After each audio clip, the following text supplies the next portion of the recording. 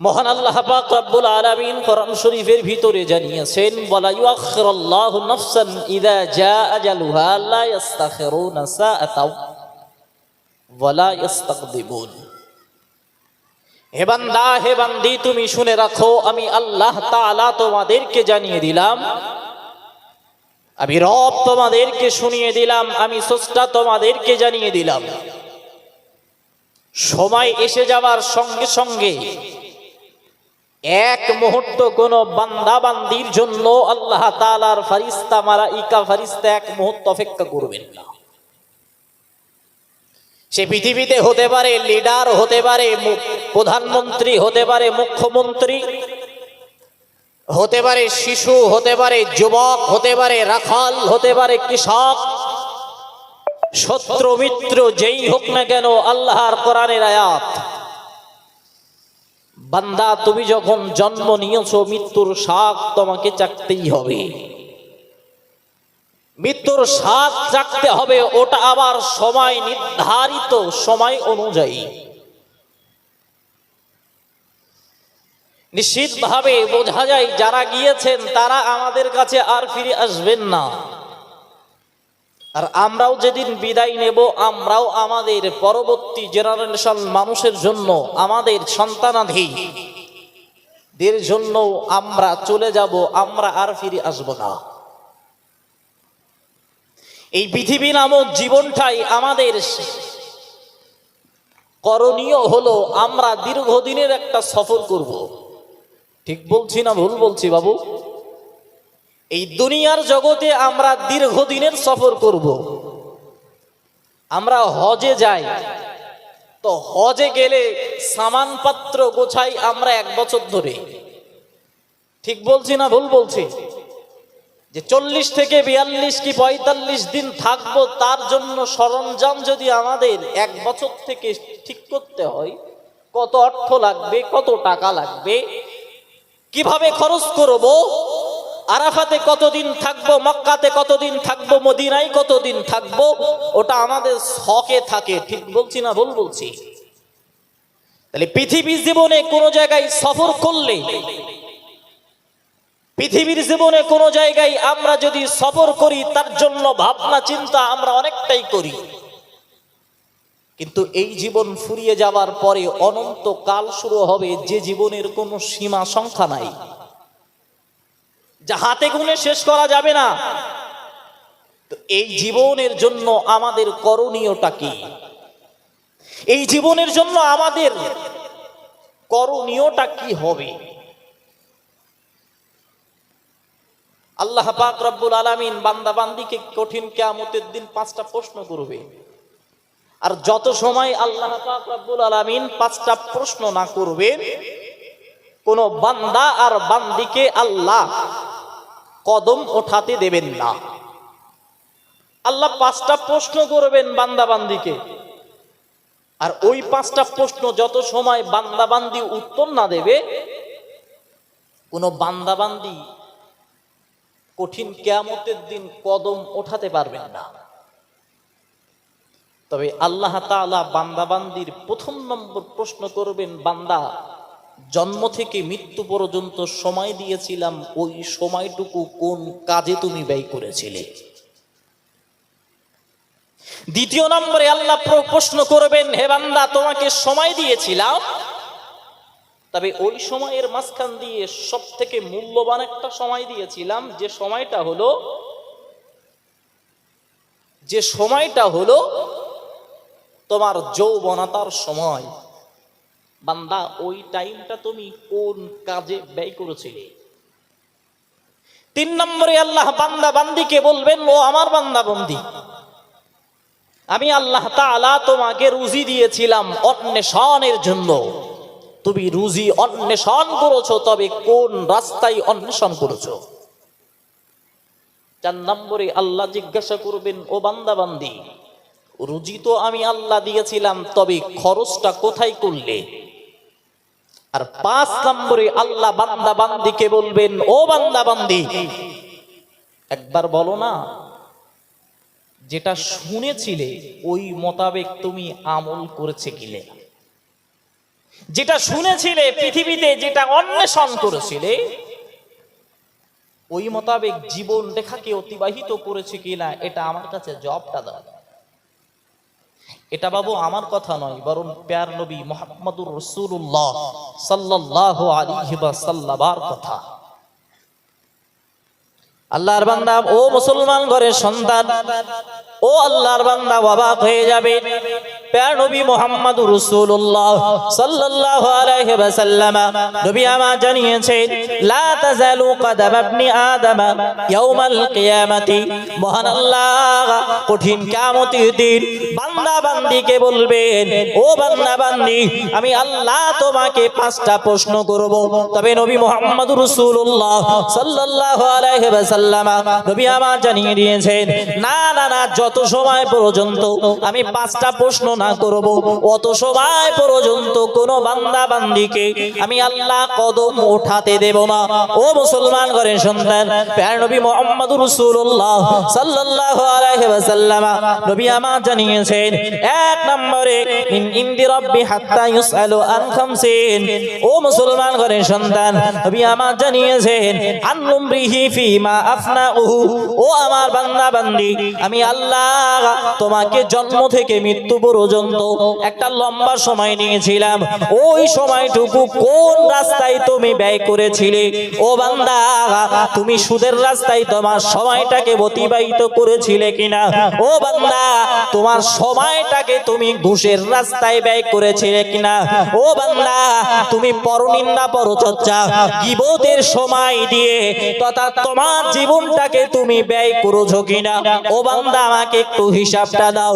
ও বান্দা, আমি আল্লাহ তোমাকে বলেছিলাম, ওয়াহাল্লাল্লাহুল বাইয়া ওয়া হারামার রিবা।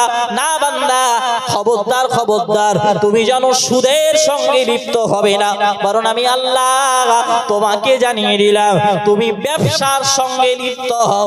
ও বান্দা, তুমি ব্যবসা বাদ দিয়ে সুদে লিপ্ত হয়েছিলে কিনা, এটা জবাব দাও। ও বান্দা, আমি আল্লাহ পাক রব্বুল আলামিন তোমাকে নামাজের আদেশ দিয়েছিলাম, আমি আল্লাহ পাক রব্বুল আলামিন রমজানুল মুবারক মাসে রোজার নির্দেশ দিয়েছিলাম, তুমি নামাজটা ঠিক মতো আদায় করেছিলে কিনা? ও বান্দা, তুমি রমজান মাস আসলে সেটা তথা রমজান মাস আসলে পূর্ণাঙ্গ রোজা রেখেছিলে কিনা? ও বান্দা, আমি আল্লাহ তোমাকে দায়িত্ব দিয়েছিলাম তথা পৃথিবীর জমিনে বলেছিলাম, ও বান্দা, তোমার যদি টাকা থাকে, অর্থ থাকে, ওই টাকা পয়সাগুলো আমি আল্লাহ আমার রাস্তায় যেমন খরচ করবে, পাশাপাশি ও বান্দা মনে রাখো, আমি আল্লাহ পাক রব্বুল আলামিন তোমাদেরকে জানিয়ে দিলাম, তোমাদেরকে শুনিয়ে দিলাম, তোমাদের অর্থের মধ্য থেকে তোমরা যাকাত প্রদান করবে। ও বান্দা, তুমি যাকাত প্রদান করেছিলে কিনা? আমি আল্লাহ আজ কঠিন কিয়ামতের দিন তোমার কাছ থেকে হিসাবটা নেব। ভাই, জন্ম থেকে মৃত্যু পর্যন্ত শুধু এই 5টা কাজ না বলো, আমরা যেদিন থেকে জন্মগ্রহণ করেছি বাবু, এই দিনের পর থেকে আমাদের যেদিন জ্ঞান বুদ্ধি হলো তথা আমরা যেদিন থেকে সাবালিক হলাম, সাবালিকা হলাম, ওই দিন থেকে আমাদের কাজ শুরু হলো নামাজ, আমাদের কাজ হলো রোজা রাখা। এর পাশাপাশি আমরা যখন বয়সে বেড়ে গেলাম, আমাদের বিবাহ শাদী হলো, তখন দায়িত্ব বেড়ে গেল স্ত্রীকে পর্দায় রাখা, সন্তান যদি হয় তাকে পর্দায় রাখা, যদি মেয়ে সন্তান হয় তাকে শিক্ষিত করা, কন্যা এই পুরুষ সন্তান হলেও তাকে ইসলামী শিক্ষা দেওয়া, এটা আমাদের উপরে দায়িত্ব। আর এই সম্পর্কে আল্লাহ কঠিন কিয়ামতের দিন জিজ্ঞাসা করবে। তথা একটা মানুষের জন্ম থেকে মৃত্যু পর্যন্ত প্রতিটা পদক্ষেপে আল্লাহ দায়িত্ব দিয়ে রেখেছেন। এটা বাবু আমার কথা নয়, রাসূল পাক সাল্লাল্লাহু আলাইহি সাল্লাম বললেন। আল্লাহর বান্দা অবাক হয়ে যাবে, প্যার নবী মুহাম্মদুর রাসূলুল্লাহ সাল্লাল্লাহু আলাইহি ওয়াসাল্লাম নবী আমার জানিয়েছেন, আলা কুল্লুকুম রাঈন ওয়া কুল্লুকুম মাসউলুনা আন রাইয়াতি। ও আল্লাহর বান্দা, ও মুসলমান ঘরের সন্তান, অবাক হয়ে যাবেন, নবী আমার জানিয়ে দিলেন, তোমরা প্রত্যেকেই দায়িত্বশীল, আর তোমাদের দায়িত্ব সম্পর্কে আমার আল্লাহ কঠিন কিয়ামতের দিন তোমাদেরকে জিজ্ঞাসা করবেন। তোমরা দায়িত্বশীল তথা একদিকে আল্লাহ বললেন কদম ওঠাতে দেবেন না, জন্ম থেকে মৃত্যু পর্যন্ত সময়ের পূর্ণাঙ্গ সময়ের কথাগুলো জিজ্ঞাসা করবেন। 2 নম্বরে আল্লাহ তাআলা বললেন যে ও বান্দা বান্দি, আমি আল্লাহ পাক রব্বুল আলামিন তোমাদেরকে বলে দিলাম, আমি রব তোমাদেরকে জানিয়ে দিলাম, আমি মাবুদ তোমাদেরকে শুনিয়ে দিলাম, আমি আল্লাহ তোমার সময়গুলোকে পুঙ্খানু জিজ্ঞাসা করব। তাহলে একদিকে দায়িত্ব আর একদিকে সময়ের সম্পর্কে আল্লাহ জিজ্ঞাসা করবেন। আমাদের জীবনটা আমরা কোন রাস্তায় ব্যয় করেছি? আল্লাহর বান্দা একটা দৃষ্টান্ত দিয়ে ফেলি। ও মুসলমান ঘরের সন্তান, অবাক হয়ে যাবেন। আমাদের চলাফেরা, আমাদের ওঠা বসা, আমাদের খাওয়া দাওয়া, আমাদের লেনদেন, আচার ব্যবহার, আর না যারা আল্লাহর মাহবুব বান্দা হয়েছে তাদের আচার আচরণ, তাদের চলাফেরা, ওঠা বসা নিশ্চিতভাবে আলাদা। ঠিক বলছি না ভুল বলছি? ও মুসলমান ঘরের সন্তান, একটা ছোট্ট দৃষ্টান্ত দিয়ে ফেলি, হয়তো অনেকের শোনা থাকবে, তবে বোঝানোর ক্ষেত্রে আমি বলছি। ও মুসলমান ঘরের সন্তান, আমরা সকলেই জানি বড় পীর আব্দুল কাদের জিলানী হুজুরের নাম। ঠিক বলছি না ভুল বলছে? ও মুসলমান ঘরের সন্তান, বড় পীর আব্দুল কাদের জিলানী হুজুরের আব্বা জানেন নাম আবু সালেহ জঙ্গি মুসা হুজুর আমার একদিন নদীর পাড় দিয়ে হেঁটে চলেছেন। ও মুসলমান ঘরের সন্তান, অবাক হয়ে যাবেন আমাদের জীবন আর তাদের জীবন। ও আল্লাহর বান্দা, বড় পীরের আব্বা জান আবু সালেহ জঙ্গি মুসা নদীর পাড় দিয়ে হেঁটে চলেছেন। হঠাৎ করে ক্ষুধার্ত অবস্থায় দেখতে পেলেন ওই নদীতে ভেসে আসা, ওই খালে ভেসে আসা একটা ফল। উনি ক্ষুধার তাড়নায় ওটা তুলে ভক্ষণ করে ফেললে, ভক্ষণ করার সঙ্গে সঙ্গে মনের ভিতরে গাওয়া দিতে শুরু করলো, মনের ভিতরে প্রশ্নবিদ্ধ করতে শুরু করলো, কি সর্বনাশ করলাম, কি সর্বনাশ করলাম আমার নফসের প্রতি। আমি একজন মালিকের মালিকানাধি ফলটাকে না বলে ভক্ষণ করেছি। ও মুসলমান ঘরের সন্তান, উনি নিজ ইতস্তত বোধ হলেন এবং নিজ অনেকটাই লাঞ্ছিত হলেন যে আমি একজন মালিকের মালিকানাধি ফল খেয়ে ফেলেছি না বলে হিসাব আল্লাহর দরবারে দিতে হবে। ও মুসলমান ঘরের সন্তান, ও আল্লাহর বান্দা, আমাদের সমাজে একটু আমরা মিলিয়ে নিই। যখন আমের সময় আসে না, আমাদের সন্তানদেরকে ফজরের নামাজের পরে আমরা ডেকে দিই, বাবু যাও না ওই আম বাগান থেকে কিছু আম কুড়িয়ে নিয়ে এসো না। ঠিক বলছি না ভুল বলছি বাবু? ভাই, পড়ে গেলে একটা মশলা বলি, কোনো মাল যদি পড়ে গাছ থেকে, তো যে মালিক তার মালিকানাধি শেষ হয় না। তাহলে পড়ে পাওয়া জিনিসটা খাওয়া মানে মালিকের না বলে খাওয়া, আর অন্যের মাল অন্বেষণ করা, নিজের পেটের ভিতরে ঢোকানো মানে নিশ্চিত ওই জিনিসটা আপনার জন্য হালাল হবে না। আল্লাহর বান্দা মনে রাখুন, ও মুসলমান ঘরের সন্তান, অবাক হয়ে যাবেন বড় পীর আব্দুল কাদের জিলানী হুজুরের আব্বা জান চিন্তা ভাবনা করলেন, না আমার মালিকের মালিকানাধি পর্যন্ত তথা এই মালিকের কাছ পর্যন্ত পৌঁছাতেই হবে।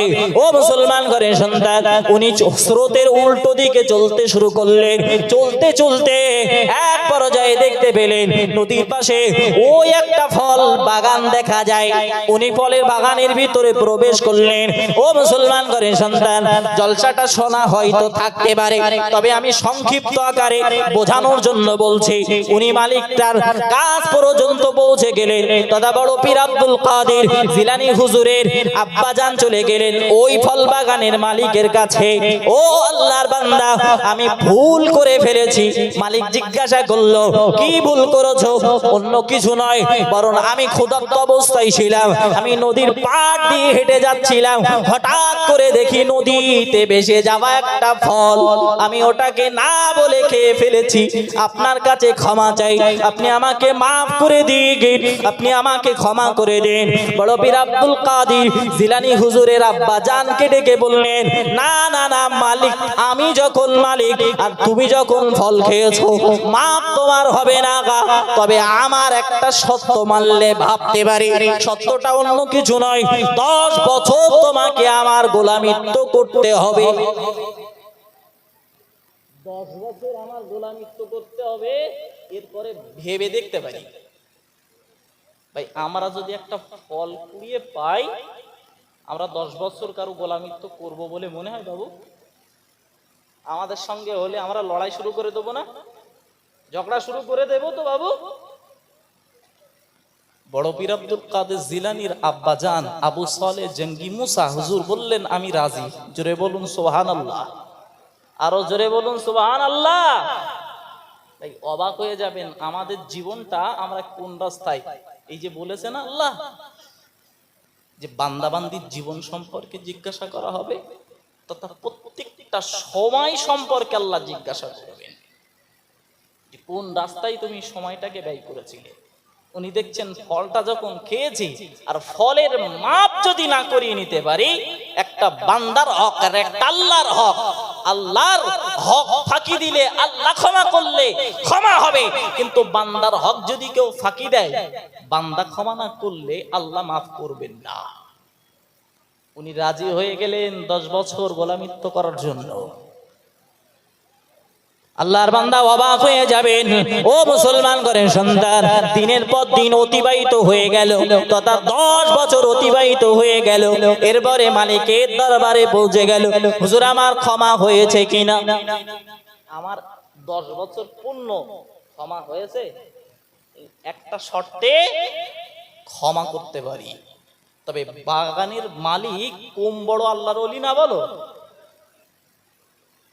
তিনি বুঝেছেন যে ফল পড়ে যাওয়া ফল ও তো নদীতে কোথায় ভেসে চলে যেত, ওই ফলটা কুড়িয়ে এনে খাওয়ার কারণে যদি আমার কাছে ক্ষমা চাইতে আসে, নিশ্চিত এ ব্যক্তিটা সাধারণ কোনো ব্যক্তি হতে পারে না।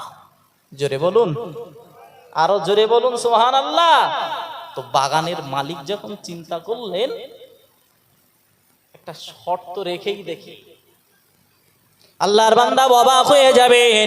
ও মুসলমান ঘরের সন্তান, আল্লাহর বান্দা মনে রাখুন, বড় পীর আব্দুল কাদের জিলানী হুজুরের আব্বা জান তথা আবু সালেহ জঙ্গি মুসা হুজুরকে জিজ্ঞাসা করলেন, হুজুরকে বললেন, ও আব্দুল কাদের জিলানী হুজুরের আব্বা জান তথা আবু সালেহ জঙ্গি মুসাকে ডেকে বললেন, ও বাবা, আমি তোমার কাছে একটা জিনিস বলবো, আর ওটা যদি তুমি পালন করতে পারো, নিশ্চিত তোমার ক্ষমা হবে। বললেন, বলো গো। ও মুসলমান ঘরের সন্তান, অবাক হয়ে যাবেন। ওই বাগানের মালিক বলতে লাগলো, আমার একটা কন্যা সন্তান রয়েছে, আর ওই কন্যা সন্তানের সঙ্গে তোমাকে বিবাহ বন্ধনে আবদ্ধ হতে হবে। ও মুসলমান ঘরের সন্তান, একটু দয়া করে কি বলবে, আমরা কি না দেখে কোনো মহিলাকে চুজ করি? এ জামানায় তো আমাদের সন্তান সন্ততি, এ জামানার ইয়ং জেনারেশন তথা ইয়ং ব্যাচ, তাদের আর মেয়ে দেখে দেওয়া লাগে না, বরং তারা ফোনের মাধ্যমে যোগাযোগ করে নেয়। ঠিক বলছি না ভুল বলছে? তবে ও মুসলমান ঘরের সন্তান, আমরা তো দেখা তো দূরের কথা, আগে থেকে রিলেশন ঘটাই। তবে ও মুসলমান ঘরের সন্তান, ওই জামানায় আব্দুল কাদের জিলানী হুজুরের আব্বা জাগান আবু সালেহ জঙ্গি মুসাকে না দেখিয়ে তার ওই মালিক বলল, আমার একটা কন্যা সন্তান আছে, আর ওই কন্যা সন্তানের সঙ্গে বিবাহ বন্ধনে আবদ্ধ হতে হবে। ও মুসলমান ঘরের সন্তান, আবু সালেহ জঙ্গি মুসা হুজুর আমার রাজি হয়ে গেলেন, বললেন, আমি রাজি, আমি কবুল করব। ও আল্লাহর বান্দা, তবে মালিক এবার ডাক মেরে বললেন, ও আবু সালেহ জঙ্গি মুসা, মনে রাখো, আমি তোমাকে রাজি হতে শীঘ্রই বলিনি, বরং আমার মেয়ে সম্পর্কে তোমাকে ধারণা দিই। বললেন বলো। বললেন আমার মেয়েটা কালা, আমার মেয়েটা বোবা, আমার মেয়েটা বন্ধ, আমার মেয়েটা চলতে পারে না, দেখতে পারে না। ও মুসলমান ঘরের সন্তান, এরপরেও কি তুমি বিবাহ বন্ধনে আবদ্ধ হবে? আবু সালেহ জঙ্গি মুসা হুজুর আমার বললেন হ্যাঁ হব, কারণ আমি ফল খেয়েছি, আর মালিকের যদি কাছ থেকে ক্ষমা না পাই, আমার আল্লাহ কঠিন কিয়ামতের দিন আমাকে ধরবে, আর আমাকে ধরলে আমি বান্দা হিসাবে আল্লাহ দরবারে ছাড় পাবো না, পাবো না, পাবো না।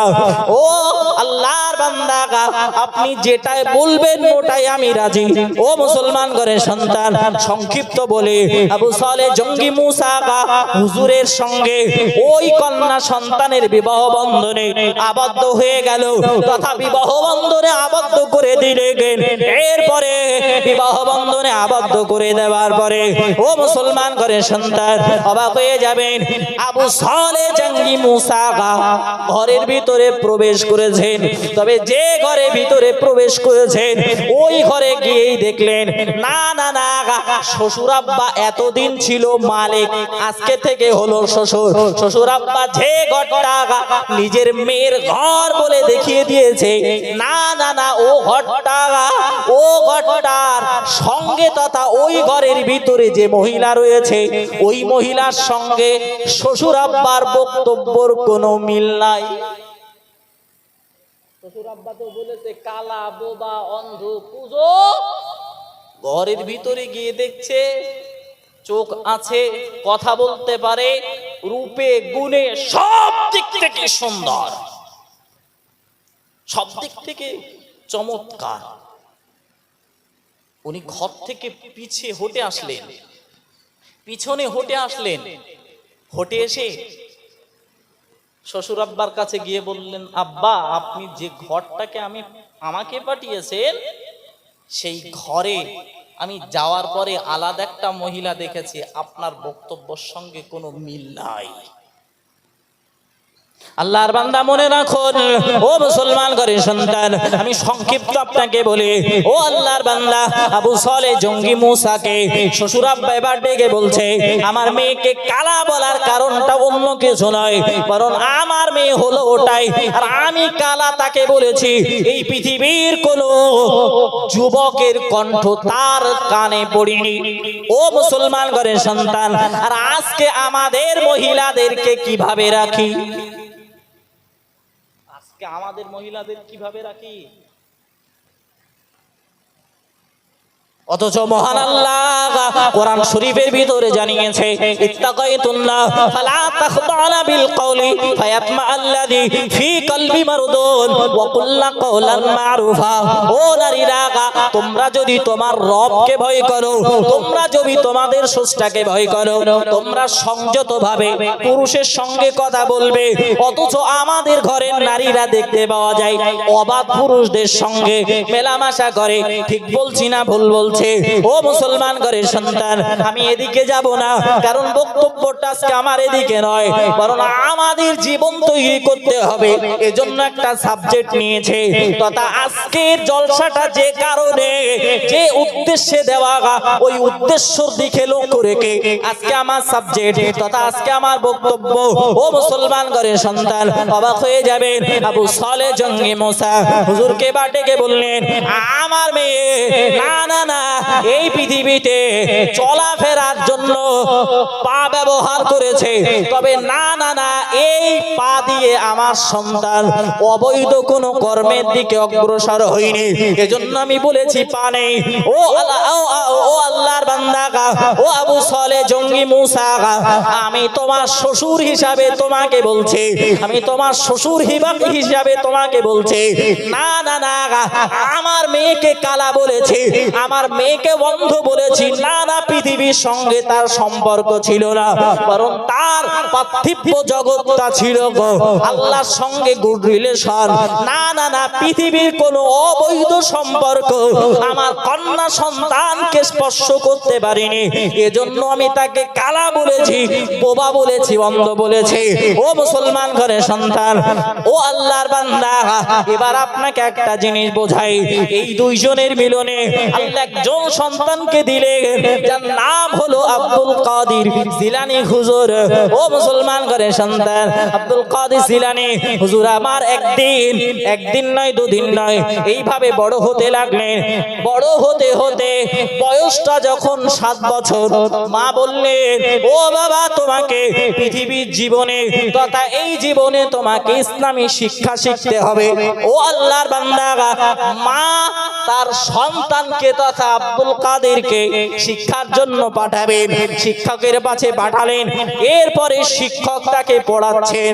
একদিন মায়ের দরবারে সন্তান এসে বললেন, তথা আব্দুল কাদের মায়ের দরবারে এসে বললেন, ও মা, আমার পড়াশুনো মনে থাকে না। ও মা, সত্য করে কি বলবেন, জীবনে কোনো কি অন্যায় কাজ করেছিলে যার কারণে হয়তো প্রভাবটা আমার উপরে পড়েছে, যার কারণে হয়তো ওই প্রভাবের কারণে আমার পড়াটা মনে হয় না বা মনে থাকে না? আমার পড়াটা মনে থাকে না। যে আব্দুল কাদের জিলানী এত বড় আল্লাহর ওলি, এই আব্দুল কাদের জিলানী মায়ের কাছে এসে বলছে, মা, আমার পড়াটা মুখস্থ থাকে না। তুমি কি কোনো তোমার জীবনে চলাফেরায় কি কোনো অন্যায় কাজ করেছিলে? মা চোখের পানিটা ফেলে আব্দুল কাদেরকে বললেন, বাবা, আমার জীবনে আমি কোনো অন্যায় কাজ করেছি কিনা আমার মনে পড়ে না, তবে আমি তোমার নানুর বাড়িতে একবার গিয়েছিলাম, তখন তুমি আমার পেটে যখন ছিলে, ওই কুলের আচার রোদে শুকাতে দেওয়া ছিল, আমি মনে করেছিলাম ওটা তোমার নানাদের, তাই আমি ওর থেকে একটা কুল খেয়েছিলাম। পরবর্তীতে শুনেছিলাম ও কুলটা তোমার নানাদের নয়, বরং পাশের বাড়ির একজনের। তাই ওই কুলটা খাওয়ার কারণে হয়তো তোমার প্রতি এই প্রভাবটা পড়তে পারে, হয়তো তোমার ব্রেনের প্রতি এই প্রভাবটা পড়তে পারে। অথচ আজকের জামানায় আমাদের মায়েরা কি খায় সেটা তো দূরের কথা, আজকে আমাদের নারীরা তথা আমাদের ঘরের মা বোনরা কিভাবে চলাফেরা করছে। নিশ্চিতভাবে যদি কুলের কারণে, ছোট্ট একটা কুলের কারণে যদি সন্তানের উপরে এই প্রভাব পড়তে পারে, নিশ্চিতভাবে যে মা আর যে নারী তার বুকের উপরে পর্দা রাখে না, মাথার উপরে পর্দা রাখে না, নিশ্চিতভাবে ও নারী সন্তান জন্ম দিলে ভালো হবে এটা আশা করা যায় না। আল্লাহর বান্দা, মনে রাখুন ও মুসলমান ঘরের সন্তান, অবাক হয়ে যাবেন। কারণটা এটাই, নবী মুহাম্মদুর রাসূলুল্লাহ সাল্লাল্লাহু আলাইহি ওয়াসাল্লাম নবী আমার মেরাজে গিয়েছিলেন। আল্লাহ তাআলা জান্নাত দেখিয়েছিলেন, জাহান্নাম দেখিয়েছিলেন। তবে জাহান্নামের ভিতরে নবী আমার দেখলেন নারীদেরকে একটা বড় বড় পাখিরা নারীদের মাথাগুলো টুকরে টুকরে খায়। নবী আমার সাহাবাদের, নবী আমার আল্লাহর ফেরেশতা মালাইকাদেরকে জিজ্ঞাসা করেছিলেন, ও মালাইকা ফেরেশতারা, এই নারীগুলো কারা? এই নারীগুলোর অবস্থা এমন কেন? ওই সময় নবী আমার জানিয়ে দিয়েছিলেন, তথা নবীকে জানিয়ে দেওয়া হয়েছিল, আল্লাহর মালাইকা ফেরেশতা জানিয়ে দিয়েছিল, ও নবী মুহাম্মদুর রাসূলুল্লাহ সাল্লাল্লাহু আলাইহি ওয়াসাল্লাম, মনে রাখুন আল্লাহ পাক রব্বুল আলামিন এই নারীদের উপরে এই প্রকারের পশু দিয়ে হামলা করার কারণটা অন্য কিছু নয়, বরং এদের পর্দার থাকার মতো কাপড় ছিল, তথা মাথায় দেওয়ার মতো ওড়না ছিল, বুকে কাপড় ফেলার জন্য ওড়না ছিল, কাপড় ছিল। এরপরেও এই নারীগুলো তারা পুরুষদের সঙ্গে মাথায় কাপড় দেয়নি, তারা বুকে ওড়না দেয়নি, তারা না পুরুষদের সঙ্গে তাদের জীবনটাকে তারা এমন করে প্রদর্শন করেছে। এজন্য আল্লাহ পাক রব্বুল আলামিন তাদের প্রতি নারাজ হয়ে, আল্লাহ তাদের উপরে রাগান্বিত হয়ে আল্লাহ এই নারীদের উপরে এই পাখিগুলো দিয়েছে।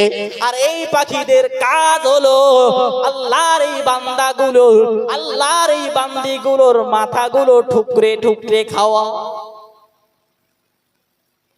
এই ঠুকরে ঠুকরে খাওয়া এটা অন্য কোনো কারণ নয়, ঠুকরে ঠুকরে এই কারণেই খাচ্ছে।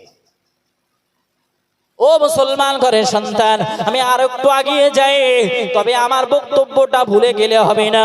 আমি আমার বক্তব্য শুরুতে বলেছিলাম মহান আল্লাহ নবী মুহাম্মদ রাসূলুল্লাহ সাল্লাল্লাহু আলাইহি ওয়াসাল্লাম নবী আমার জানিয়েছেন কঠিন কিয়ামতের দিন আল্লাহ কোন বান্দা বান্দীকে কদম ওঠাতে দেবেন না যত সময় 5টা প্রশ্ন না করবেন। তবে প্রথম নম্বরই যেটা বলেছিলাম, জীবনের শুরু থেকে মৃত্যু পর্যন্ত কোন কাজে সময়টাকে ব্যয় করেছো এর দৃষ্টান্ত দেওয়ার জন্য বড় পীর আব্দুল কাদের জিলানী হুজুরের আব্বা জানের একটা দৃষ্টান্ত দিয়েছে যে তাদের জীবনটা আর আমাদের জীবনটা, আমরা চলে আমরা সুদের সঙ্গে লিপ্ত হয়ে যাই, আমরা ঘুষের সঙ্গে লিপ্ত হয়ে যাই, আমরা পরনিন্দার সঙ্গে লিপ্ত হয়ে যাই, আমরা পরচর্চার সঙ্গে লিপ্ত হয়ে যাই। না মুসলমান ঘরের সন্তান, আল্লাহর বান্দা মনে রাখো, আমরা পৃথিবীর জমিনে আমরা অবৈধ কর্মেও লিপ্ত হতে বিন্দু পরিমাণ কুণ্ঠাবোধ করি না। অথচ মহান আল্লাহ কোরআন শরীফের ভিতরে জানিয়েছেন, মহান আল্লাহ কোরআনে জানিয়েছেন ওয়ালা তাকরাবুল ফাওয়াহিশা মা যাহারা মিনহা ওয়া মা বাতানা। ও বান্দা বান্দিগে, ও আমার বান্দা বান্দিগে, আমি আল্লাহ তোমাদেরকে জানিয়ে দিলাম প্রকাশ্য হোক আর গোপনে হোক, অশ্লীলতার সঙ্গে বান্দা এক মুহূর্তের জন্য আপোষ করা চলবে না, চলবে না। ও বান্দা, এক মুহূর্তের জন্য বান্দা অশ্লীলতার সঙ্গে চলা যাবে না। অথচ আমাদের প্রতিটা পদক্ষেপে, আমাদের চলাফেরায়, আমাদের ওঠা বসায়, আমাদের খাওয়া দাওয়া, আমাদের লেনদেন আচার ব্যবহারে সব জায়গায় দেখি আমাদের ভিতরে রয়েছে দুর্বলতা। আর সেই দুর্বলতায় কাজ নিচ্ছে শয়তান ইবলিস, ধোঁকাই দিচ্ছে। আর আমরা সেই ধোঁকায় পড়ে পৃথিবীতে অন্যায় কাজ করতে বিন্দু পরিমাণ দ্বিধা বন্ধ করি না। ও মুসলমান ঘরের সন্তান, ও আল্লাহর বান্দা, মনে রাখুন, এরপরে আমি 2 নম্বরে বলেছি নবী মুহাম্মদ রাসূলুল্লাহ সাল্লাল্লাহু আলাইহি ওয়াসাল্লাম নবী আমার জানিয়েছে বান্দা বান্দি সময়ের মধ্যে সব থেকে মূল্যবান সময় যৌবনতার সময়, ওই সময়টুকু বান্দা বান্দিকে কাজে লাগাতে হবে। আর বান্দা বান্দি যদি কাজে না লাগায়, ও বান্দা বান্দি আল্লাহর দরবারে ধরা পড়বে। ও মুসলমান ঘরের সন্তান, বড় পীর আব্দুল কাদের জিলানী হুজুরের কথা বলছিলাম, আর তার আব্বা জানের কথা বলছিলাম। তার যখন বয়সটা হলো তথা বিবাহ বন্ধনে হলো, তার উপর একটা দায়িত্ব বেড়ে গেল, সন্তানকে লালন পালন করা তথা ইসলামী শিক্ষা দেওয়া। কারণ নবী আমার জানিয়েছেন এই পৃথিবীর জমিনে গে আমি আল্লাহ তোমাদেরকে জানিয়ে দিলাম, আমি রব তোমাদেরকে জানিয়ে দিলাম, ইকরা বিসমি রাব্বিকাল্লাযী খালাক। ও বান্দা, ও বান্দি, তুমি আমার নামে পড়ো, আমার নামে পড়ো, আমার নামে পড়ো। ও আল্লাহর বান্দা, আমি ওদিকেও যাব না, তবে এই দায়িত্বটা পালন করার জন্য বড় পীর আব্দুল কাদের জিলানীর আব্বা জান এবং আম্মা জান মাদ্রাসাতে পাঠালেন। ও মুসলমান ঘরের সন্তান, যেদিন মাদ্রাসায় পাঠাচ্ছেন, বড় পীর আব্দুল কাদের জিলানী হুজুরের বগলের তলায় 40টা টাকা তথা 40 দিরহাম দিয়ে দিলেন।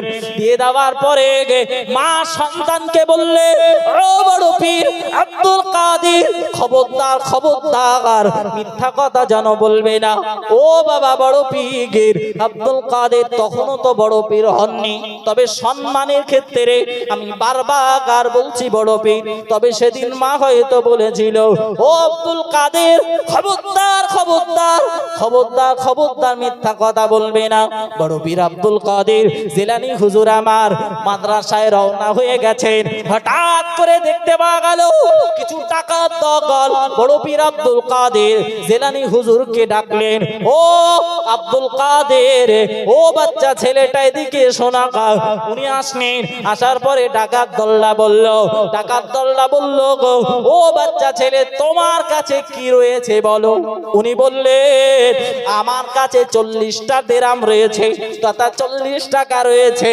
ও মুসলমান ঘরের সন্তান, ও আল্লাহর বান্দা, অবাক হয়ে যাবেন।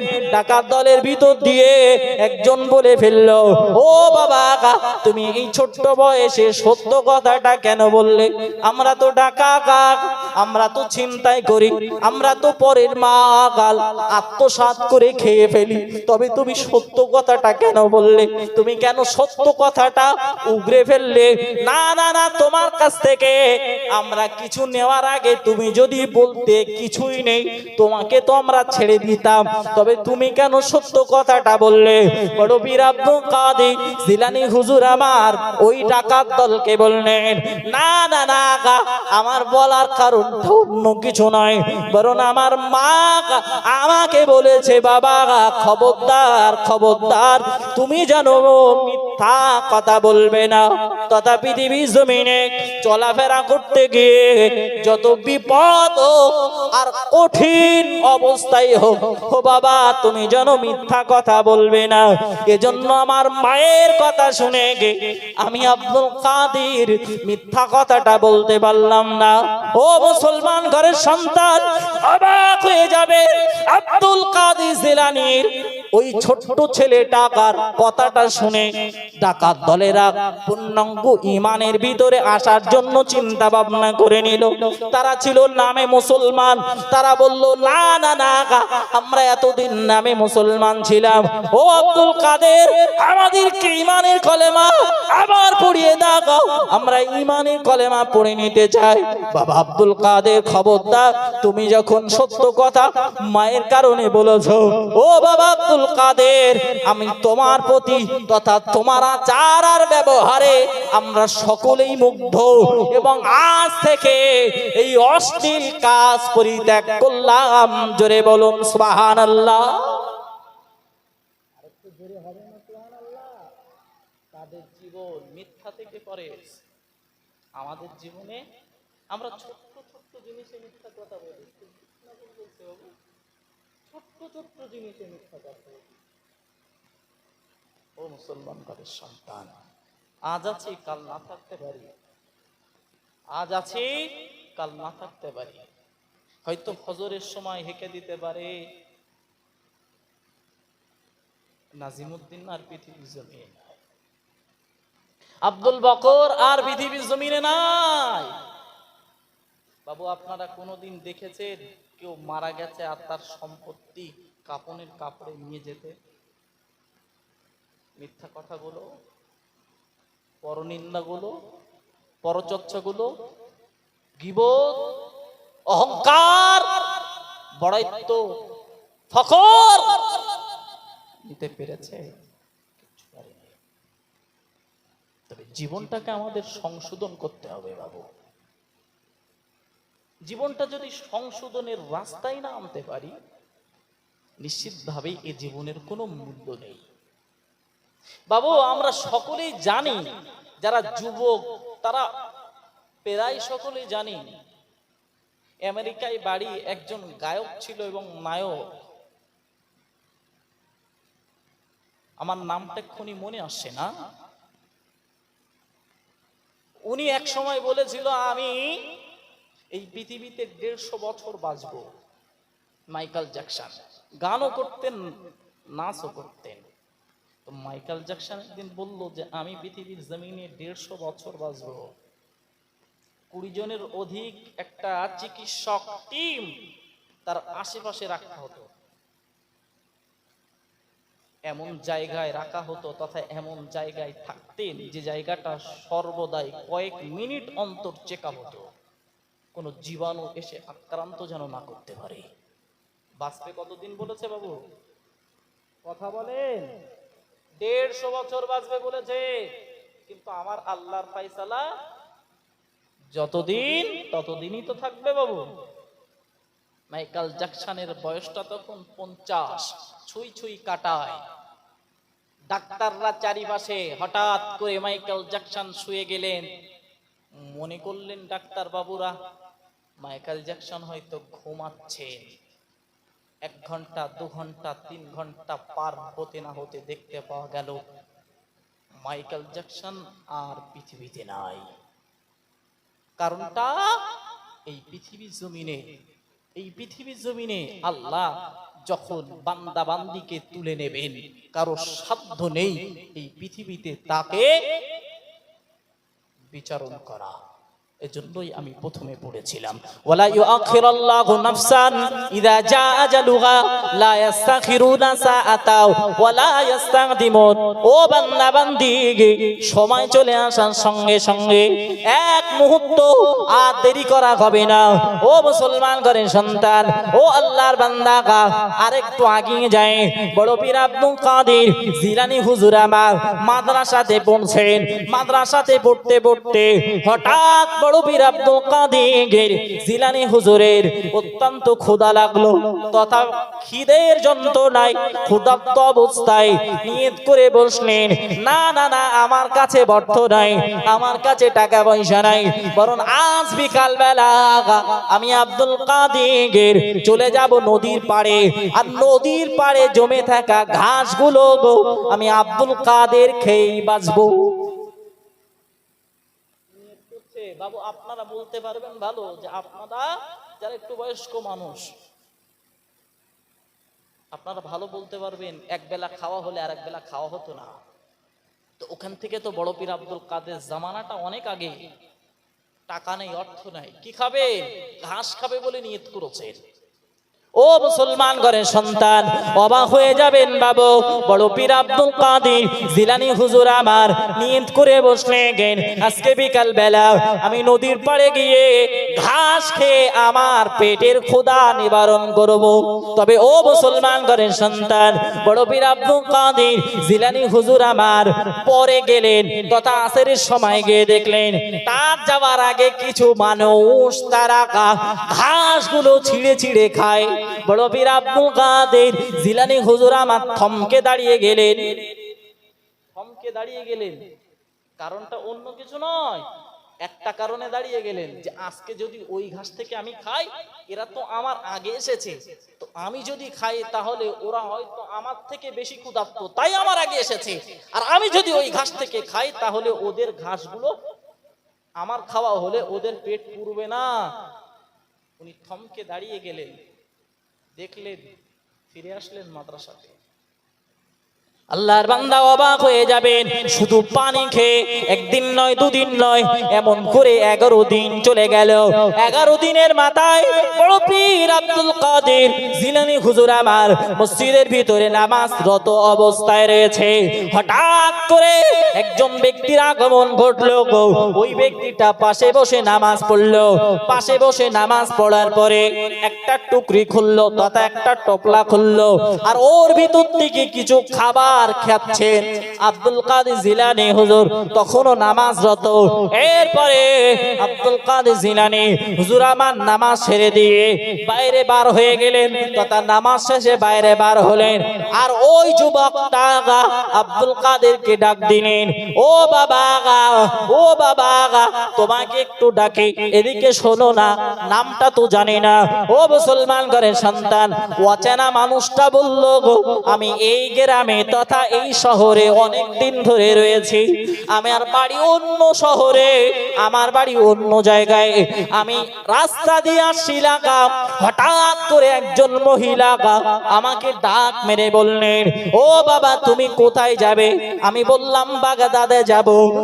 আর বাগদাদের নাম করার সঙ্গে সঙ্গে ওই মহিলাটা আমাকে বলল, ও বাবা আমার ছেলে ওখানে একটা মাদ্রাসায় পড়ে, আমার ছেলেকে আমি কিছু দিচ্ছি টাকা পয়সা, আমার ছেলেকে তুমি খুঁজে একটু দিয়ে দিও, নামটা তার আব্দুল কাদের।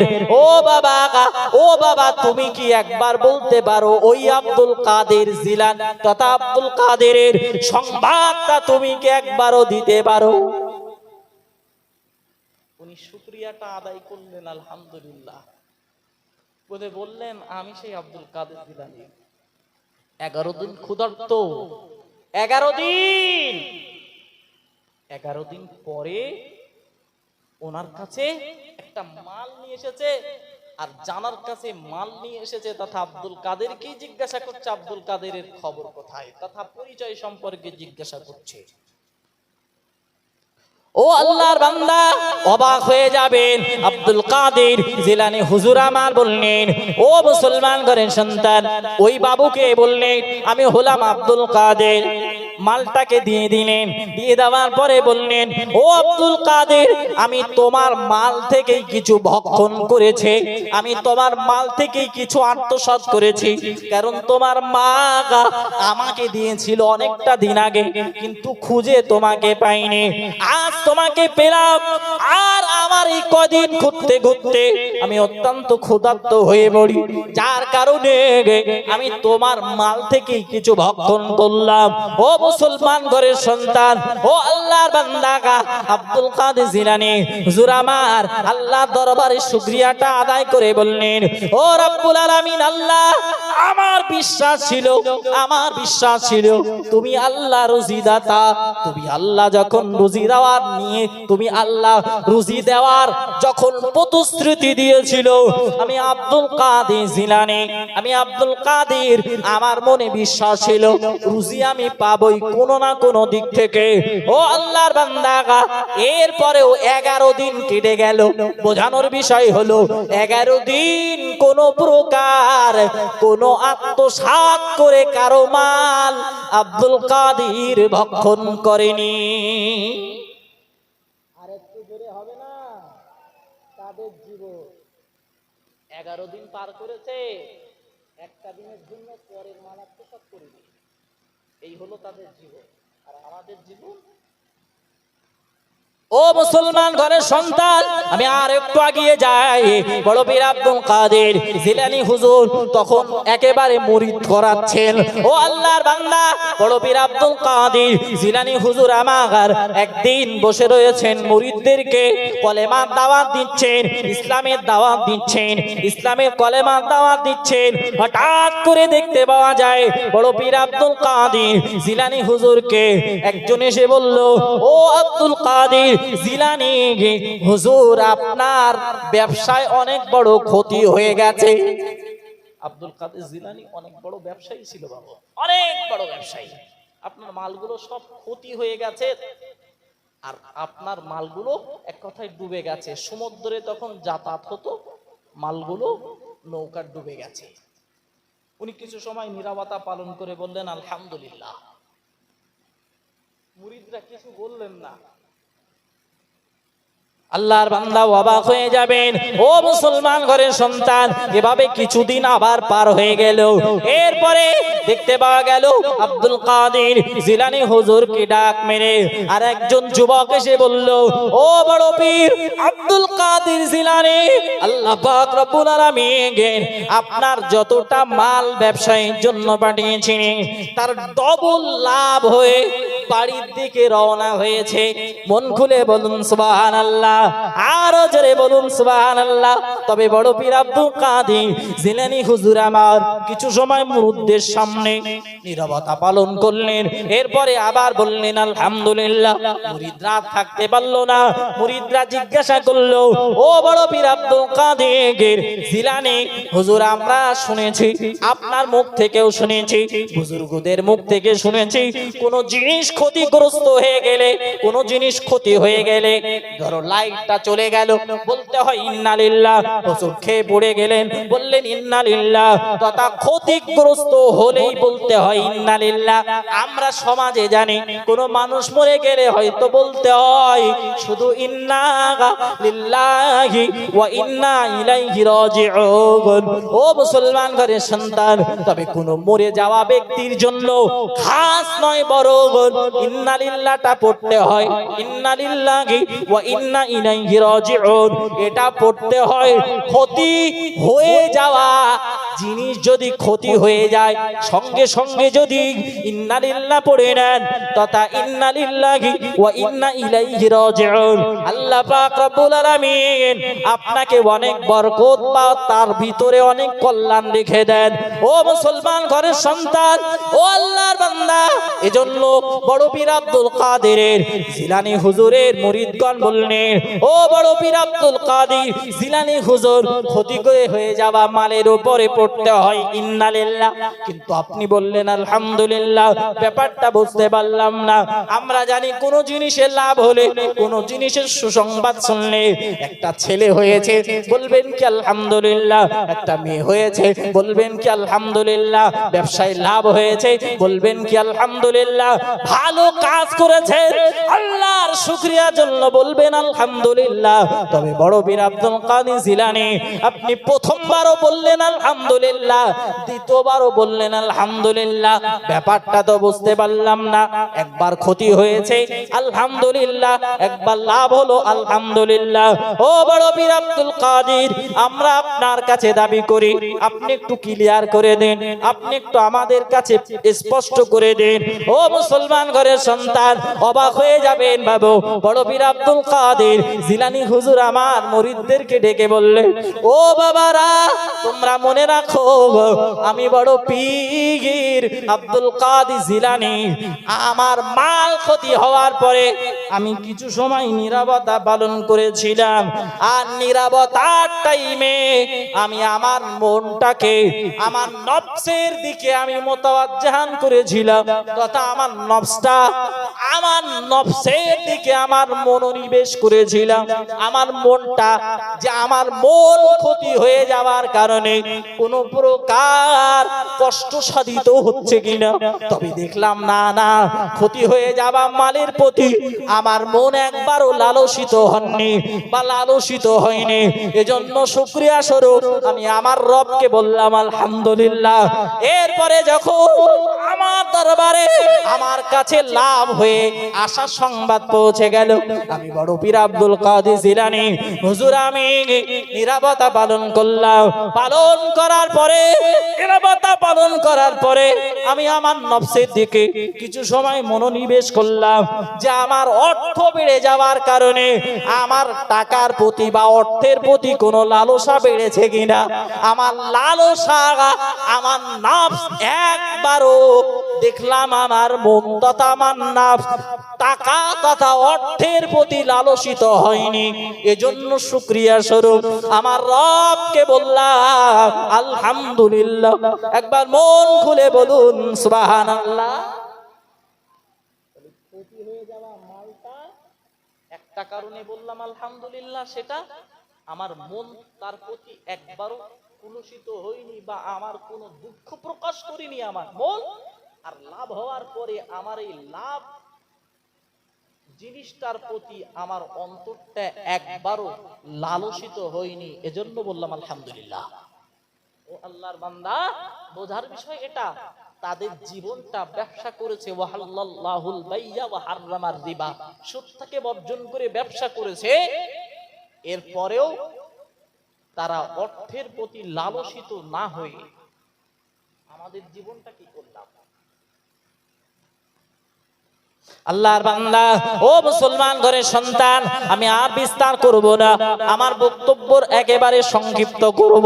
ও আল্লাহর বান্দা, এরপরে আসুন নবী মুহাম্মদুর রাসূলুল্লাহ সাল্লাল্লাহু আলাইহি ওয়াসাল্লাম নবী আমার সোনা জবানে জানিয়ে দিয়েছেন, ও আমার সাহাবারা, ও আমার সাহাবীরা, আমি নবী মুহাম্মদুর রাসূলুল্লাহ তোমাদেরকে বলে দিলাম 3 নম্বরে ও মালিহি, আমি আল্লাহ পাক রব্বুল আলামিন তোমাকে মাল দিয়েছি, ওই মালটাকে তুমি কোন রাস্তায় খরচ করেছো? ও বান্দা, ও বান্দি, আমি আল্লাহ তোমাকে অর্থ দিয়েছি। ও আল্লাহর বান্দা, এই জায়গায় একটা জিনিস জেনে রাখো, আমরা প্রত্যেকেই বলি ইমানদার, আমরা প্রত্যেকেই বলি মুমিন, আমরা প্রত্যেকেই বলি মুসলমান, তবে ইমানদার হওয়ার জন্য আল্লাহ কিছু গুণ বর্ণনা করেছে, আল্লাহ কিছু নীতিমালা বর্ণনা করেছে।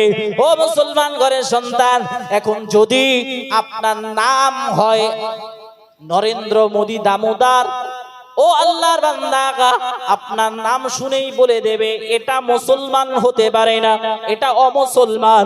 তবে আপনার মুখে দাড়ি নাই, টুপি নাই, পরনে লম্বা জামা নাই, এরপরেও যদি আপনার নাম হয় আব্দুর রহমান, নিশ্চিতভাবে যে শুনবে সেই ব্যক্তিটাই বলে দেবে যে এই ব্যক্তিটা মুসলমান। ঠিক বলছি না ভুল বলছি? ও মুসলমান ঘরের সন্তান, এজন্য নবী আমার আল্লাহ পাক রব্বুল আলামিন বিশ্ব নবীকে জানিয়ে দিয়েছে, এই পৃথিবীর জমিনে চেনার জন্য, আমাদের মুসলমান হওয়া চেনার জন্য একটা কাজ হচ্ছে নাম, তথা নাম শুনলেই চেনা যায় মুসলমান। ও মুসলমান ঘরের সন্তান, আল্লাহর দরবারে আপনি ইমানদার কিনা আল্লাহ চিনে নেবেন কিছু গুণ দেখে। ও আল্লাহর বান্দা, আল্লাহ পাক রব্বুল আলামিন 1 নম্বরে ওই গুণ সম্পর্কে বললেন। আল্লাহ পাক রব্বুল আলামিন বান্দাকে 1 নম্বরে বললেন, ও বান্দা, ও বান্দি, আমি আল্লাহ 1 নম্বরে বলে দিলাম মুমিন হওয়ার জন্য সেই গুণটা কি।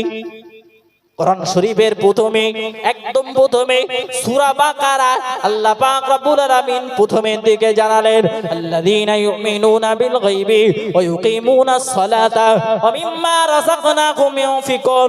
আল্লাহ 1 নম্বরে বললেন, ও বান্দা, মুমিন যদি হতে চাও, না দেখে আমি আল্লাহ আমাকে বিশ্বাস করে না। 1 নম্বর। এরপরে মহান আল্লাহ বললেন, অমিম্মা, মহান আল্লাহ বললেন, আল্লাযীনা ইউমিনুনা বিল গায়বি ওয়া ইউকিমুনাস সালাতা। বান্দা, তোমাকে নামাজটা পড়তে হবে, নামাজটাকে কায়েম করতে হবে। 2 নম্বরে বললেন, আর 3 নম্বরে বললেন, অমিম্মা রাযাকনাহুম ইউনফিকুন। ও বান্দা, ও বান্দি, আমি আল্লাহ তোমাকে যে রুজি দিয়েছি, ওই রুজি থেকে তুমি ভক্ষণ করবে, এবং আমি আল্লাহ আমার রাস্তায় তুমি খরচ করবে। ও মুসলমান ঘরের সন্তান, ও আল্লাহর বান্দা, আর নবী মহান আল্লাহর এই কথাটার দিকে লক্ষ্য রেখে আল্লাহ বললেন, কঠিন কিয়ামতের দিন, ও বান্দা বান্দি, আমি আল্লাহ পাক রব্বুল আলামিন তোমাকে যে রুজি দিয়েছিলাম ওই রুজি সম্পর্কে তোমাকে জিজ্ঞাসা করব। ও বান্দা, ও বান্দি, তুমি যা রুজি অন্বেষণ করেছিলে, ওই রুজি থেকে তুমি কোথায় ব্যয় করেছিলে? কোথায় ব্যয় করেছিলে বান্দা? আল্লাহর বান্দা। 5 নম্বরে আল্লাহ পাক রব্বুল আলামিন বান্দা বান্দিকে বলবেন, ও বান্দা, ও মাজা আমিলা ফিমা আলিমা। ও বান্দা, তুমি যে জ্ঞান সঞ্চয় করেছিলে, ওই জ্ঞান মোতাবেক আমলটা করেছিলে কিনা? ওই জ্ঞান মোতাবেক সেটা কি? আল্লাহর বান্দা, আমরা জন্ম নিয়েছি মুসলমান ঘরে, আমাদের কানে মুয়াজ্জিনের আযান প্রতিনিয়ত পড়ে যায়, আর আমরা প্রত্যেকেই জানি নামাজ আমাদের জন্য ফরজ, আর নামাজ না পড়লে আমাদের জাহান্নামে যেতে হয়। এরপরেও আমাদের সমাজে আমাদের যুবক ভাইয়েরা, আমাদের মুরব্বী ভাইয়েরা ভাবে সময় তো এখনো লম্বা আছে, আর একটু পরে পড়বো। যাদের কন্যা সন্তান হয়েছে হয়তো মনে করে কন্যা সন্তানটাকে বিবাহ দেওয়ার পরে বা একটা ঘর বাড়ি ভালোভাবে বেঁধে নেব, এরপরে মসজিদে ঢুকবো আর বাইর হব না। নিশ্চিতভাবে ও মসজিদে আর ঢোকা হয় না। ঠিক বলছি না ভুল বলছি? ও মুসলমান ঘরের সন্তান, অথচ আমরা জানি নামাজ পড়তে হবে, রোজা রাখতে হবে, টাকা থাকলে হজ করতে হবে, টাকা থাকলে যাকাত দিতে হবে। ও মুসলমান ঘরের সন্তান, এগুলো জানার পরেও আমল করি না। আর আমল না করার কারণে আল্লাহর কঠিন কিয়ামতের দিন আল্লাহর দরবারে ধরা পড়তে হবে। ও আল্লাহর বান্দা, আর একটু এগিয়ে যায়, ধরা যদি পড়ে যায় ওই কঠিন কিয়ামতের দিকে নিশ্চিতভাবে ছাড় পাওয়ার কোনো রাস্তা নাই। নবী আমার 1 তারিখে সাহাবাদেরকে বললেন, ও আমার সাহাবারা, ও আমার সাহাবীরা, কঠিন কিয়ামতের দিন কোন বান্দা বান্দি যদি আল্লাহর কাঠগড়ায় ধরা পড়ে যায়, আল্লাহর শাহী দরবারে যদি ধরা পড়ে যায়, কোন ব্যক্তি ছাড়ানোর জন্য যাবে না। কারণ ওদিন বলবে নাফসি নাফসি, আমার উপায় কি হবে, আমার উপায় কি হবে? নবীরা বলবে, রাসূলরা বলবে, একমাত্র আমার নবী, আপনার নবী বিশ্ব নবী মুহাম্মদুর রাসূলুল্লাহ ওই দিন সিজদায় লুটিয়ে পড়বে, বলবে রব্বি হাবলি উম্মতি। এরপরে আমার আল্লাহ ডেকে বলবে, নিরফা রাসাকা সালতুতা ওয়া তুশাফা, ইয়া রাসূলুল্লাহ গে, ইয়া হাবিবাল্লাহ হুজুর, আপনি মাথাটা উত্তোলন করেন, আর আপনি যেটাই চাইবেন ওটা থেকে আমি আপনাকে পূরণ করব। ও মুসলমান ঘরের সন্তান, তবে একটা বিষয় ক্লিয়ার করে দিই একেবারে, ও মুসলমান ঘরের সন্তান, আমাদের নবী সুপারিশ কবুল হবে আল্লাহর দরবারে। তবে একটা জিনিস যদি জানে আমাদের আরো ক্লিয়ার হয়ে যাবে।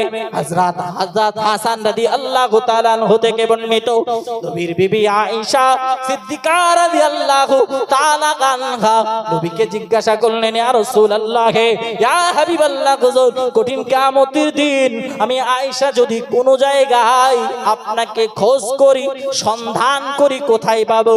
নবী মুহাম্মদুর রাসূলুল্লাহ সাল্লাল্লাহু আলাইহি ওয়াসাল্লাম বিবি আয়েশাকে ডেকে বললেন, ও বিবি আয়েশা, মনে রাখো 1 নম্বরে আমাকে খোঁজার জন্য চলে যাবে মিজানের পাল্লার কাছে।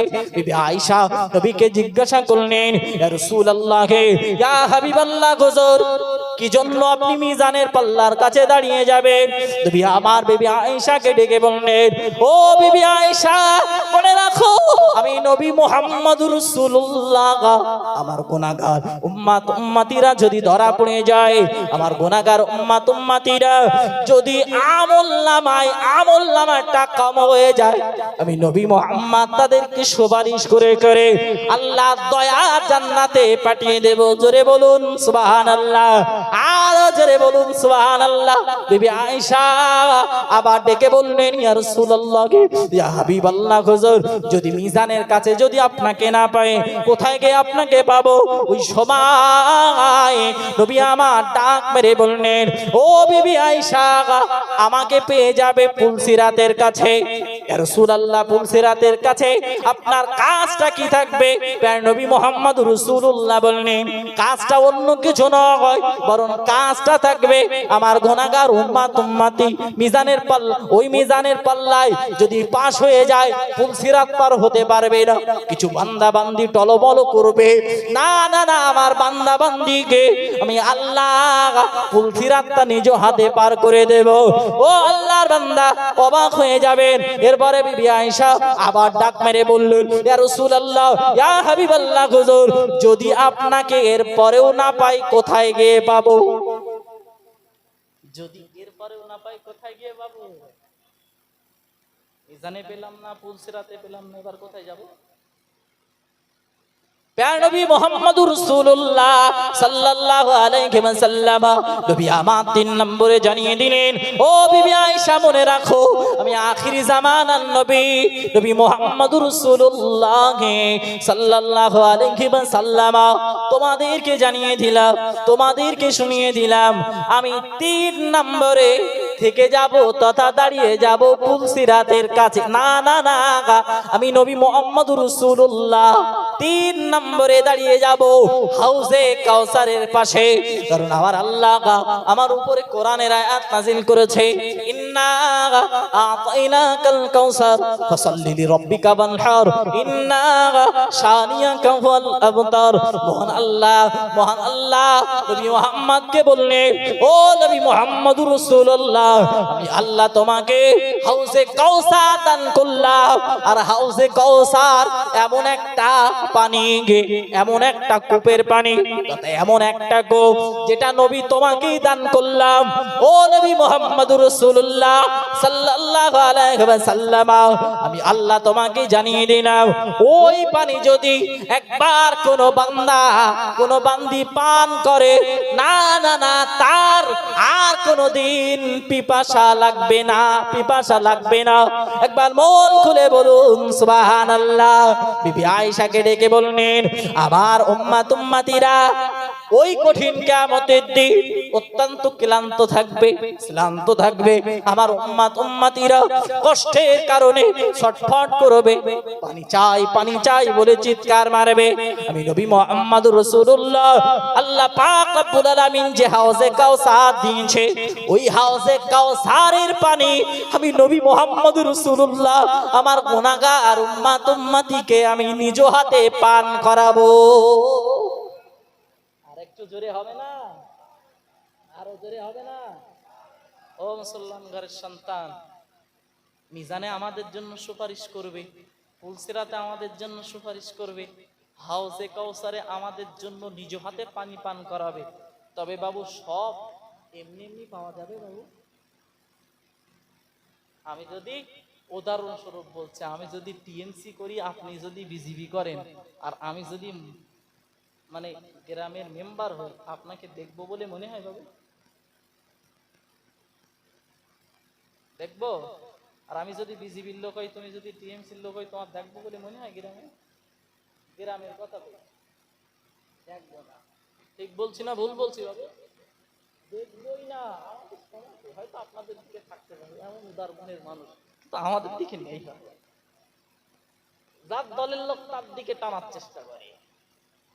তুমি যদি শয়তান ইবলিসের সারা জীবন অনুসরণ করে চলো, আর তুমি যদি মনে করো নবী মুহাম্মদের সুপারিশ পাবো, কঠিন কিয়ামতের দিন নবী মুহাম্মদ সাল্লাল্লাহু আলাইহি ওয়াসাল্লাম আমাদের সুপারিশ করবে, এটা ভুল হবে বাবু। এটা ভুল হবে, কাজ করতে হবে, তাহলে সুপারিশ পাওয়া যাবে। এজন্য নবীর কোন একজন সাহাবা থেকে বর্ণিত, নবী আমার জানিয়ে দিয়েছেন, ও আমার সাহাবারা, ও আমার সাহাবীরা, আমি গুনাহগার উম্মতিকে পান করাবো পানি। আমার গুনাহগার উম্মতকে আমি সচক্ষে দেখে ফেলবো, চিনেও ফেলবো। তার কিছু আলামত রয়েছে, ব্যাখ্যায় আমি যাব না। ও মুসলমান ঘরের সন্তান, তবে অবাক হয়ে যাবেন, নবী আমারটাকে বললেন, সাহাবাদেরকে ডেকে বললেন, ওগো আমার সাহাবারা, ওগো আমার সাহাবীরা, ও আমার সাহাবীরা, জেনে রাখো, হঠাৎ করে আমার মাঝখানে আর আমার উম্মতের মাঝখানে পর্দা খাড়া হয়ে যাবে। না আমি উম্মতকে দেখতে পাবো, আর না উম্মত আমাকে দেখতে পাবে। আমি আল্লাহকে ডেকে বলবো, ও রব, ও মাওলা, আমার গুনাহগার উম্মতিরা পানির জন্য তৃষ্ণায় ছটফট করছে, পানির তৃষ্ণায় ছটফট করছে। আল্লাহ, আমার গুনাহগার উম্মতিকে আমি নবী মুহাম্মদ দেখতে পাই না, আমি কানে শুনতে পাচ্ছি আমার গুনাহগার উম্মতিরা চিনতে পারছে, তথা আমার গুনাহগার উম্মতিরা তারা আমাকে আমার হাত থেকে পানি পান করার জন্য তারা চিৎকার বেড়ে বেড়ে তারা ক্রন্দন করেছে। তবে না না না, আল্লাহ, কি জন্য তাদেরকে আমি দেখতে পাই না, বা তারা আমাকে দেখতে পাই না। নবী মুহাম্মদকে আল্লাহ দিন ডেকে বলবেন, ও নবী মুহাম্মদুর রাসূলুল্লাহ সাল্লাল্লাহু আলাইহি ওয়াসাল্লাম, আমি আল্লাহ তাআলা বলে দিলাম, না না না, আজকে থেকে তুমি জানো ওদেরকে ঈমানদার বলে দাবি করবে না, ওদেরকে জানো তুমি নবী মুহাম্মদ তোমার উম্মত বলে দাবি করবে না। আল্লাহ পাক রব্বুল আলামিনকে নবী মুহাম্মদুর রাসূলুল্লাহ ডাক মেরে বলবেন, ও রব্বুল আলামিন, আলামিন আল্লাহ কি জন্য আজকে থেকে আমার এই উম্মত গুলোকে আর উম্মত বলে দাবি করব না।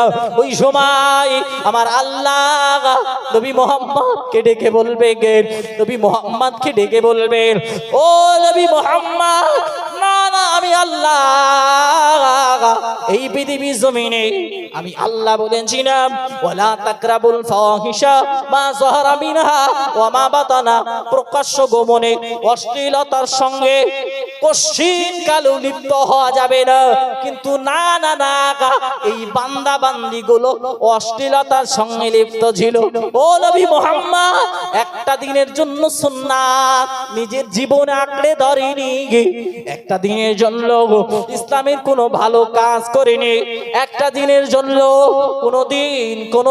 কোনোদিন ভালো কাজ করিনি। এজন্য আপনি আজ এই কঠিন কিয়ামতের দিন এদেরকে উম্মতি বলে দাবি করবেন না, এদেরকে আজকে আর আপনি উম্মত বলে দাবি করবেন না। এখন মুসলমান ঘরের সন্তান, আল্লাহর বান্দা, আমি যদি প্রকৃত রসুলকে ভালো না বাসি, কঠিন কিয়ামতের দিন আমি আপনি রসুলের সুপারিশ পাবো এই আশাও করছি না বা করি না। ঠিক বলছি না ভুল বলছি বাবু? ও মুসলমান ঘরের সন্তান, আল্লাহর বান্দা, আমরা যতই চেষ্টা করি না কেন, মৃত্যু থেকে তো পালানোর কোনো রাস্তা আছে বাবু? কোনো রাস্তা আছে? কোনো রাস্তা নেই। বরং কঠিন কিয়ামতের দিন আল্লাহ পাক রব্বুল আলামিন কোন বংশকে দেখবেন না, কোন জাতিকে দেখবেন না।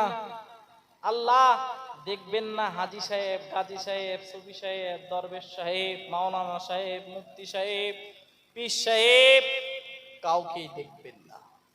বরং আল্লাহ ওই দিন দেখবেন অন্তরের শুদ্ধ করণীয়তা। আল্লাহ দেখবে বান্দার জীবনের শুদ্ধ অন্তর, আল্লাহ দেখবে বান্দার জীবনের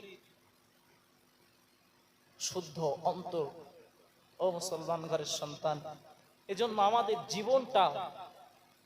আমাদের জীবন চলাফেরা, ওঠা বসা রাসূলের সুন্নাত মোতাবেক ভালো কাজের পথিক বানাতে হবে। অশ্লীলতার সঙ্গে লিপ্ত হওয়া যাবে না। মুসলমান যারা চলে গেছে তারা আর ফিরবে না, তাদের জন্য শুধু আমরা কিছু করণীয় হয়ে যাবে। বছরে হয়তো একবার সর্বসানের ইন্তজাম করি, বছরে হয়তো একবার কোরআন খতবের ইন্তজাম করি। তবে আল্লাহর বান্দা, আপনি যদি আল্লাহওয়ালা হয়ে যান, আপনি যদি রসুলের মহব্বতের মানুষ হয়ে যান, নিশ্চিত আল্লাহর রসুল আপনাকে ওই দিন সুপারিশ করবেন। আর আমরা যদি রসুলের প্রেমের মানুষ না হতে পারি, আল্লাহর ভালোবাসার মানুষ না হতে পারি, আমাদের ওই দিন সুপারিশ পাওয়াটা অত্যন্ত টাফ হয়ে যাবে, কষ্ট হয়ে যাবে। কারণ আমার আল্লাহ কোরআন শরীফের ভিতরে জানিয়েছেন, বান্দা, আমি আল্লাহ, আমাকে যদি ভালোবাসতে হয় তবে তুমি প্রথমে নবী মুহাম্মদকে আগে ভালোবাসো। জোরে বলুন, কুল ইন কুনতুম তুহিব্বুনাল্লাহা ফাত্তাবিউনি ইউহিব্বুকুমুল্লাহ ওয়া ইয়াগফির লাকুম যুনুবাকুম আল্লাহু গফুরুর রহিম। বান্দা, যদি ভালোবাসতে হয় নবী মুহাম্মদকে আগে ভালোবাসো। জোরে বলুন। আল্লাহ আর এক জায়গায় বললেন, মা আতাকুমুর রাসূলু ফাখুযুহু ওয়া মা নাহাকুম আনহু ফান্তাহু। এ দুনিয়াবাসী, মনে রাখো, আমি আল্লাহ তোমাকে জানিয়ে দিলাম, ওর রাসূল যেটা দিয়েছে ওটা আঁকড়ে ধরো, রাসূল যেটা বর্জন করতে বলেছে ওটাকে সাইসুট করে দাও, ওটাকে পুড়ে ফেলে দাও। নিশ্চিতভাবে মুসলমান ঘরের সন্তান, আল্লাহর বান্দা, রসুলের ভালোবাসার পাত্র আমাদেরকে হতেই হবে। যদি না হই, কোন অ্যাঙ্গেল দিয়ে আমরা আল্লাহ রসুলের সুপারিশ পাওয়ার যোগ্য হতে পারবো না। আল্লাহ আমাদের সকলকে যতটুকু জীবন দেবেন ইসলামের খেদমত, রসুলের ভালোবাসার মানুষ আল্লাহর নৈকট্য অর্জনকারী বান্দাবান্দি হওয়া তৌফিক আল্লাহ দান করেন। জোরে বলুন আল্লাহুম্মা আমিন। আরো জোরে বলুন আল্লাহুম্মা আমিন। আল্লাহর বান্দা, আমি বলতে বলতে আপনাদের মাঝে 1 ঘন্টা 15-20 মিনিট বলেই ফেলেছি। আমি ছাড়বো, তবে শেষ কথাগুলো আপনাকে বলে যাই। এই পৃথিবীর জীবনটা কেমন একটা গল্পের মাধ্যম দিয়ে আপনাকে বুঝিয়ে ফেলি। কোন এক ব্যক্তি লিখছেন, একজন ব্যক্তি রাস্তা দিয়ে জঙ্গলের মধ্য দিয়ে হাঁটছে। গভীর ভাবে উপলব্ধি করলে জীবনে বোঝা যাবে, উপলব্ধি করা যাবে, নিজের জীবন চেঞ্জ করা যাবে। ব্যক্তিটা লিখছেন, আমরা পৃথিবীর প্রত্যেকটা মানুষ জঙ্গলের ভিতর দিয়ে যেন চলমান কোন ব্যক্তি। উনি লিখতে লিখতে বলছেন, হঠাৎ করে কেউ কোন একটা বাঘ বা সিংহ ওই ব্যক্তিকে ধাওয়া করেছে, তাড়া করেছে। প্রাণের তাগিদে ওই মানুষটা দৌড়াতে শুরু করেছে। দৌড়াতে দৌড়াতে দেখতে পেল একটা বড় কুয়া। ওই কুয়ার ভিতরে বাঁচার তাগিদে মারল লাফ। কুয়ার ভিতরে সা সা গতিতে পতিত হতে হতে দেখতে পেলেন একটা দড়ি। দড়িকে কপ করে ধরলেন, এটে কষে। কিন্তু হঠাৎ করে লক্ষ্য করে দেখলো ওই দড়িটা কুটকুট করে একটা সাদা ইঁদুর আর একটা কালো ইঁদুর কেটে ফেলছে। সাদা ইঁদুরটা কেটে ফেলছে, কিছু সময় পরে কালো ইঁদুরটা এসে আবার দড়িটাকে কেটে ফেলছে। নজরটা চলে গেল কুয়ার নিচ পর্যন্ত। এই যুবকটা চলে গেলেন কুয়ার নিচ পর্যন্ত। নজর চলে যাওয়ার পরে লক্ষ্য করে দেখতে পেলেন যে কুয়ার নিচে একটা বিষাক্ত সাপ তাকে দংশনের অপেক্ষা করছে। এরপরে ওই কুয়ার মাঝখানে দেখতে পেলেন একটা মৌচাক, আর ওই মৌচাকের ভিতরে আঙুলটা ডুবিয়ে নিজের গালের ভিতরে প্রবেশ করাতেই সব কিছুকে ভুলে গেল। ব্যাখ্যায় উনি বলছেন, প্রত্যেকটা মানুষের পিছনে যেটা বাঘ ধাওয়া করছে, আসলে বাঘ ধাওয়া করছে না, মালাইকা আল্লাহর ফারিস্তা আজরাইল প্রতিটা মানুষের পিছনে ধাওয়া করেই চলেছে। আর আমরা আমাদের সময়টাকে বাঁচানোর জন্য তথা আমরা ওই কুয়ার ভিতরে পতিত হওয়ার পরে যে দড়িটা দেখেছিলাম, দড়িটা বাঁচার তাগিদে ধরে রেখেছিলাম, কিন্তু কালো ইঁদুর আর সাদা ইঁদুর দেখেছিলে, ওটা কুট করে কেটে ফেলছিল। ওটা কালো ইঁদুর আর সাদা ইঁদুর নয়, বরং ওটা তোমার রাত আর দিন, তোমার জীবনের দিন আর রাত গুলো ফুরিয়ে ফেলছিলে। নজরটা যখন চলে গেল কুয়ার শেষ পর্যন্ত, দেখছিলে তুমি বিষাক্ত সাপ তোমার জন্য অপেক্ষা করছে, ওটা তোমার কবর। আর মৌচাকের মধুর ভিতরে তুমি যখন হাত ঢুকিয়ে গালের ভিতরে প্রবেশ করালে, ওটা তোমার পার্থিব জগৎ, যেটা খেয়ে খাওয়ার পরে সবকিছু ভুলে গেছো। তথা পার্থিব জগৎকে পেয়ে আমরা পরকালের জগৎটাকে সব ভুলে গেছি। তাম পৃথিবীতে আমরা এই পার্থিব জগৎকে নিয়ে আমরা ব্যস্ত হয়ে পড়েছি। এজন্য কোরআন শরীফের ভিতরে মহান আল্লাহ জানিয়েছেন, ওয়াইলুল লিকুল্লি হুমাযাতিল লুমাযা আল্লাযী জামা'a মালান ওয়া আদ্দাদা। কিছু মানুষের সামনে আর পিছনে দুর্ভোগ, যারা অর্থ জমা করে আর মনে করে তাদের অর্থ তাদেরকে অমর করে রাখবে, তাদেরকে মৃত্যুর মুখে পতিত হতে হবে না।